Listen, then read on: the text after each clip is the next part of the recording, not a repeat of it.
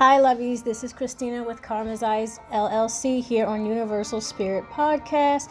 This is part of our Magic series, and this is episode 5. How food can be magical. And this comes out just in time for our Thanksgiving holiday season. Okay, because I have also a gratitude podcast episode. Please go check that out. But we're going to continue on with our magic series, and here we are with episode 5 and food. So I'm pretty sure you're wondering, how can food be magical? Well, I'm pretty sure you guys already know, right? Food can be magical in so many ways, just like the herbs we use in rituals and the oils we create. Food and the things we eat can invoke magical intentions. Now, first, you would decide on your intention, right? Decide who will be eating the food.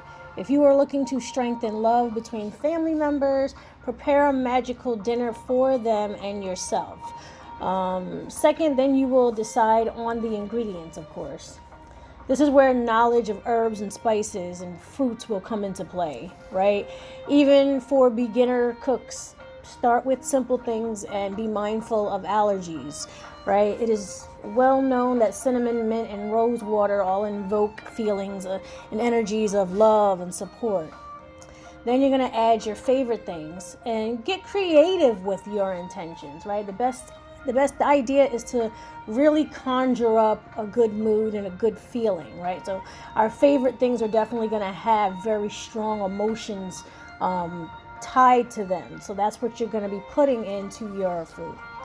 Thirdly, when mixing or stirring your ingredients, this is when you begin spell words, prayers, incantations, and your visualizations.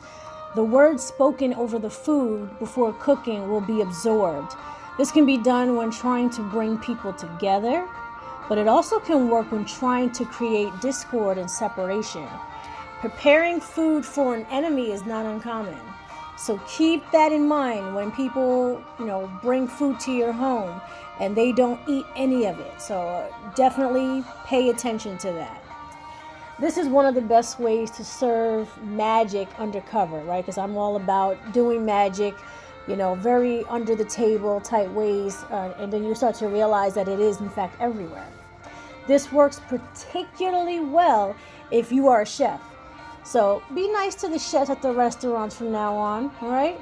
Because their energy is transmuted into your plate of food, in case you didn't know that. Yeah. Lastly, food divination. If you are preparing a meal for a boss or a partner, put your most positive energy in the food. And if it comes out great, that foretells things working out wonderfully. But if it burns, it tells of things falling apart sooner or later.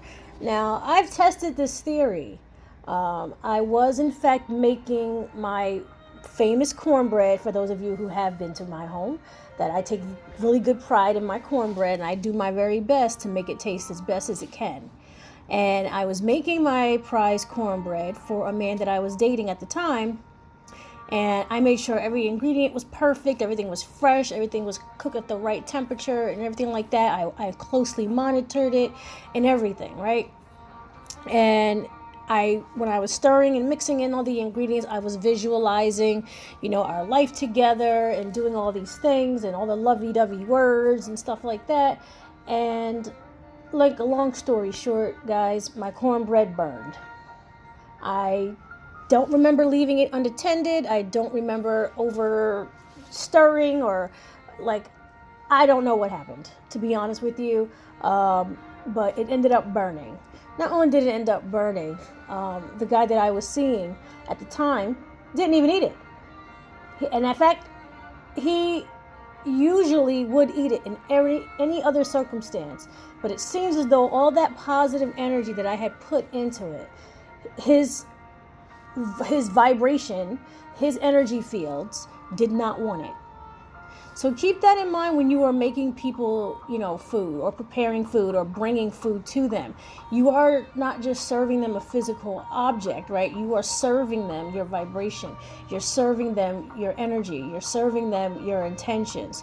And this is a really good way to spot people who are very, indifferent to your vibration. Okay. Also, it shows who is very protected under their own vibration, especially if you're looking to, inflict harm on someone, or at least visualize a situation where the two of you or whoever is eating the food are no longer going to be together, right? So then you get a pretty good idea of the people who want to be in your life and the people who don't want to be in your life. And sad to say, I knew that was the case in this case, but I was very, very, very, hesitant to really come to terms with it. I was in very much denial about it. Like, I was in so much denial, guys. I had completely regretted doing it, right? And that showed me that I was more invested in the relationship than the guy that I was with at the time. And I didn't want to hear it. But however, unfortunately, we ended up breaking up a few months later. But it's just a really good telling way. It's a good way of divination. Okay, if you're not sure how someone feels about you, serve them some food with your best intentions and see how well they take it. See if they take it at all.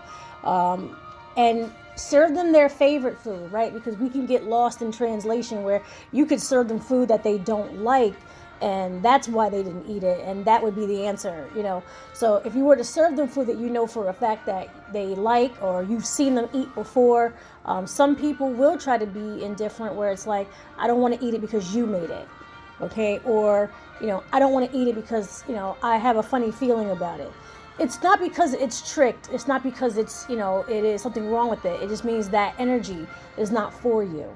Okay, and that can be protection as well, especially when you're eating food, to make sure that, the energies that in the hands that prepared it, had good intentions. Because some of us, we're going to be going into the holiday season. We're going to be sitting with family members or even some old friends or acquaintances that, in our past have not had the best intentions for us. And the last thing we want to do is ingest more of that energy that is completely indifferent to our own. That does not protect our peace, and that does not, make things between you and those people any better, but it is very telling, right?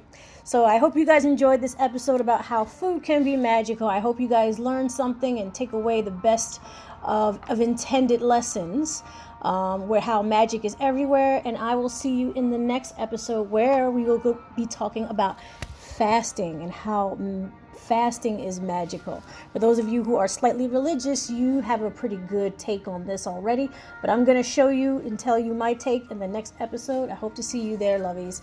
All right, guys, I'll see you later. This is Christina with Karma's Eye Psychic LLC here on Universal Spirit Podcast. Thanks for listening. See you in the next episode.